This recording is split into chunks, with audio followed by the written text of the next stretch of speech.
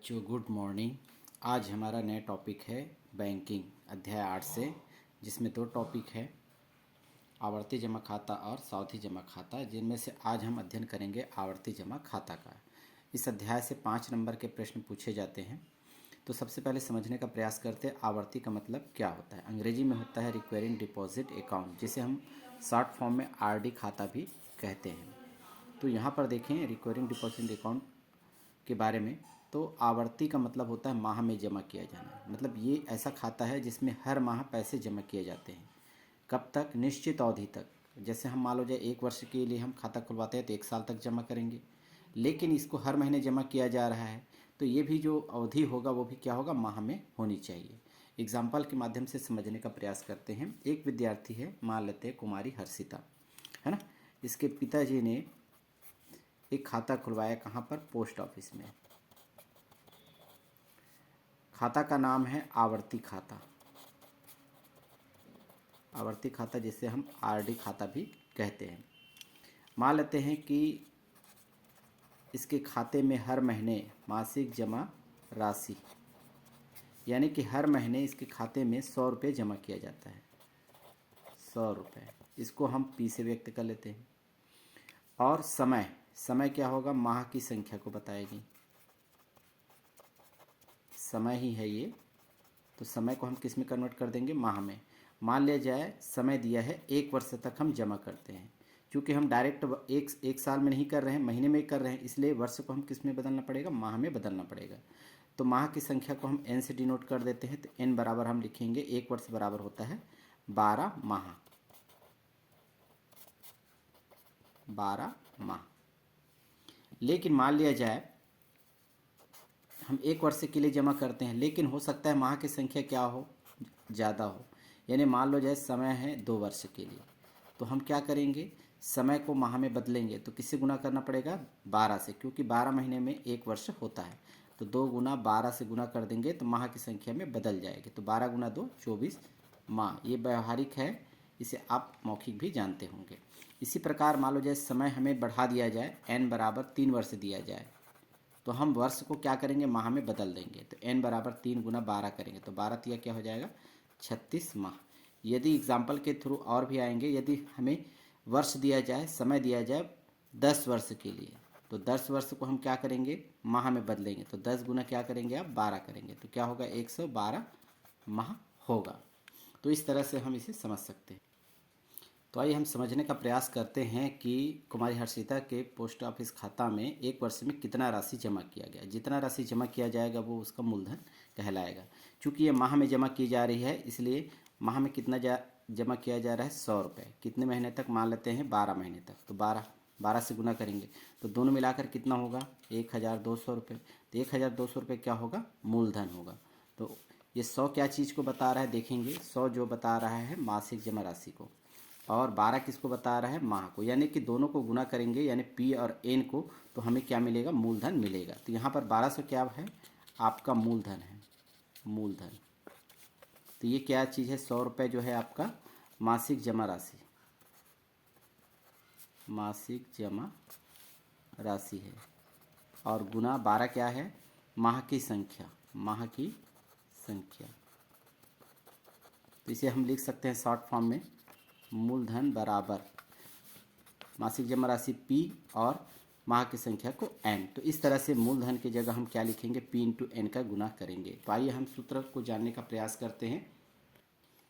प्यारे बच्चों, हमें ब्याज ज्ञात करना पड़ेगा। तो ब्याज का सूत्र है, ब्याज को हम इंटरेस्ट कहते हैं, यानी I से हम व्यक्त करेंगे बराबर P into R into N by 100। यानी तीनों का गुना करके हम, है ना, 100 से भाग देंगे, फिर गुना, फिर अगले में n+1 यानी n का हम योग करेंगे, है ना, 1 के साथ, बाई 24। इस तरह से हम ब्याज ज्ञात करेंगे। यहाँ पर है P का मतलब है, लिख लेते हैं, मासिक जमा राशि है। मासिक जमा राशि है ना, हर महीने कितनी राशि जमा की जा रही है। R क्या बताएगा? दर को बताएगा, कितना प्रतिशत, है ना, ब्याज दे रही है बैंक। जब भी हम पैसा जमा करते हैं तो बैंक द्वारा हमें ब्याज दिया जाता है, तो ये ब्याज जो है प्रतिशत में होता है। तो इस तरह से N क्या बताएगा? माह की संख्या, माह की संख्या। अब हमें मान लो जाए, ये तो हमने ब्याज निकाल लिया, बैंक द्वारा दिया गया ब्याज, लेकिन हमें बैंक द्वारा जब हम निश्चित अवधि पैसा जमा करने के बाद वापस हमको क्या मिलेगा, मूलधन मिलेगा जितना पैसा हम जमा किए हैं, साथ में बैंक हमें ब्याज देगी, तो दोनों राशि मिला करके हमें मिलेगा मिश्र धन। यानी कि मान लो जब हम 5 साल के लिए पैसा जमा करते हैं तो 5 साल के बाद मिलने वाली राशि जिसे हम कहेंगे मिश्र धन। इस तरह से मिश्र धन बराबर हम लिख सकते हैं मूलधन धन ब्याज। तो मिश्र धन का सूत्र क्या हो जाएगा, यहाँ पर मूलधन का आपको अभी बताया गया था P इंटू एन, यानी कि मासिक जमा राशि को हम माह की संख्या से गुना करेंगे तो हमें मूलधन प्राप्त होगा, प्लस ब्याज इंटरेस्ट, यहाँ से हम ब्याज याद करेंगे उसका मान यहाँ पर रखा जाएगा तो हमें मिश्र धन प्राप्त हो जाएगा। तो आइए हम चलते हैं प्रश्न की ओर। आइए हम एक प्रश्न का अध्ययन करते हैं जो इम्पोर्टेंट है। इसमें दिया है, रेशमा ने पंजाब नेशनल बैंक में 2,000 रुपये प्रति माह की दर से 5 वर्ष के लिए आवर्ती जमा खाता खोला। सबसे पहले पढ़ें कितना राशि जमा किया जा रहा है। देखेंगे यहाँ पर है 200 रुपये प्रति माह।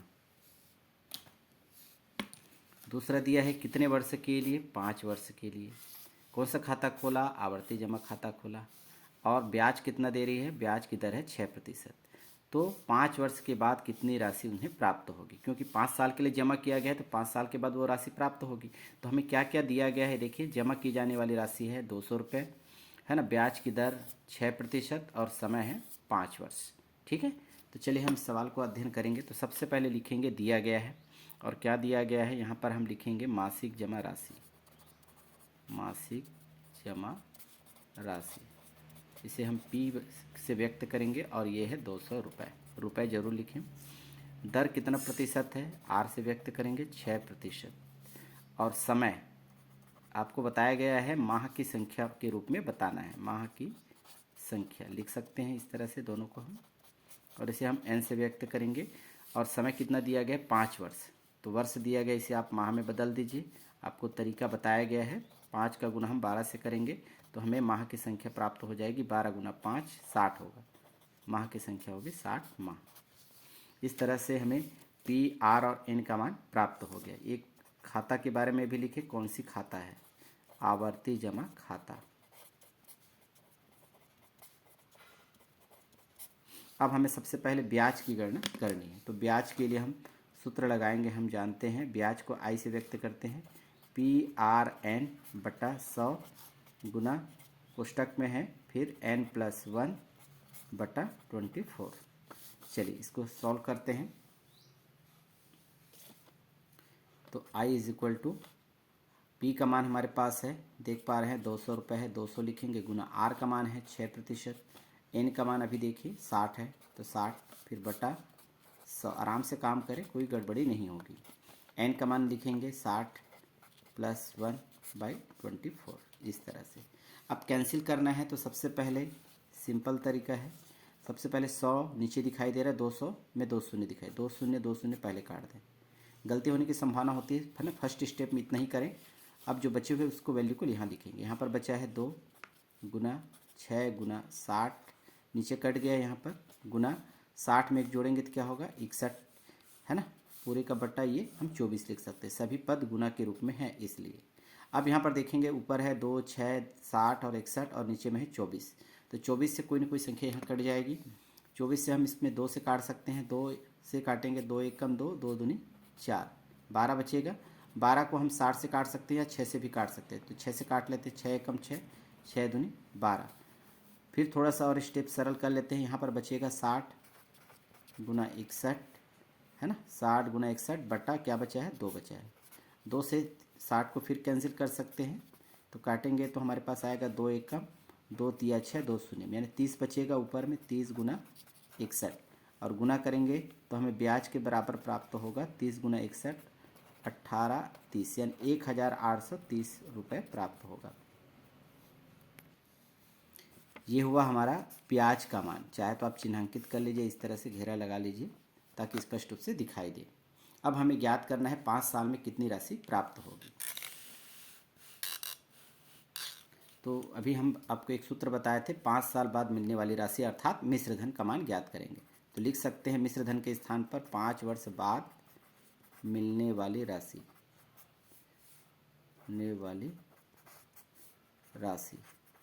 कोष्टक में लिख सकते हैं इसको मिश्रधन बराबर हमने सूत्र बताया था, शॉर्ट फॉर्म में लिखेंगे P इंटू एन प्लस आई। तो यहाँ पर हमें P का मान पता है, P का मान देख पा रहे होंगे, P का मान है कितना जमा राशि किया गया था 200 रुपये, और N का मान कितना है 60।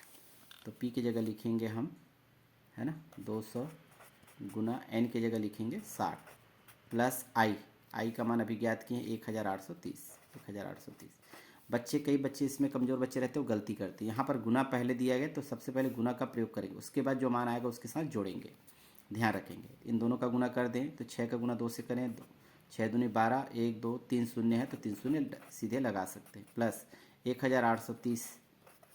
अब दोनों का हम क्या करेंगे, योग करेंगे। तो योग करेंगे तो इकाई को इकाई से शून्य शून्य शून्य होगा, 3 और शून्य 3 होगा, 8 और शून्य 8 होगा, और यहाँ पर हम देखेंगे 1 और यहाँ पर 2 है तो 3 होगा, और 1 का 1, यानी 13,830 रुपये यहाँ पर हमको प्राप्त होगी। यानी कि हम 12,000 जमा किए थे, ब्याज कितना मिला हमें 1,830 रुपये, और दोनों को मिला करके मिलने वाली राशि हुआ एक है ना 13,830 रुपये। इस तरह से ये इस प्रश्न को हम बना सकते हैं। स्क्रीनशॉट आप ले सकते हैं, देख लीजिए। धन्यवाद। यदि वीडियो आपको अच्छी लगे तो आप इसे ज़रूर कमेंट करें, ताकि हमें मोटिवेशन मिलता है और हम नए वीडियो बना सकते हैं। धन्यवाद।